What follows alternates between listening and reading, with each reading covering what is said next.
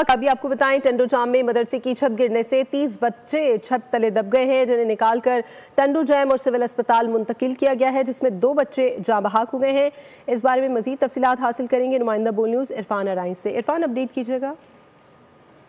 टंडोजाम में अफसोसनाक वाक़यात बारिश के दौरान जो है मदरसे की छत गिरी है, जिसकी वजह से तकरीबन 30 बच्चे ज़ख्मी हुए थे, जिनमें से 2 बच्चों की अमवात हुई हैं। 2 बच्चे जो है सिविल हॉस्पिटल हैदराबाद पहुंचते हुए दम तोड़ गए। 16 बच्चे इस वक्त सिविल हॉस्पिटल हैदराबाद में ज़ेरे इलाज हैं, जिनकी हालत जो है वो ख़राब बताई जा रही है। किसी की टांग टूटी है, किसी के सर पर चोट आई है। यहाँ जो मकीन है इलाके के और जो नुमाइंदे हैं अवामी, उनसे हम बात करते हैं। आप बताइएगा कि क्या वाक़या हुआ है। मगरिब की नमाज के बाद मदरसा रूटीन के मुताबिक ओपन होता है। बच्चे मदरसे आ रहे थे, शदीद आंधी आई, जिसकी वजह से छत गिरी। उसमें कई बच्चे छत के अंदर दब गए।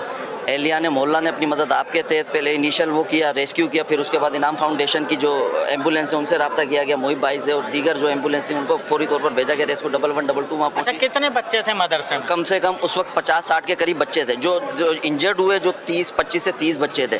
जी, रेस्क्यू टीमों की जानिब से सिविल हॉस्पिटल और दीगर जो अस्पताल हैं टंडोजाम और मकामी डिस्पेंसरी में बच्चों को फौरी तौर पर पहुँचाया गया था। ताहम डॉक्टर्स जो हैं वो इलाज कर रहे हैं। 2 बच्चों की मौत हुई है, जिसके बाद जो है यहाँ पर जिले इंतजामिया मौजूद है और तमाम तर सूरत हाल को अस्पताल इंतजामिया संभालने की कोशिश कर रही है। जी ठीक है इरफान, हमें अपडेट कर रहे थे।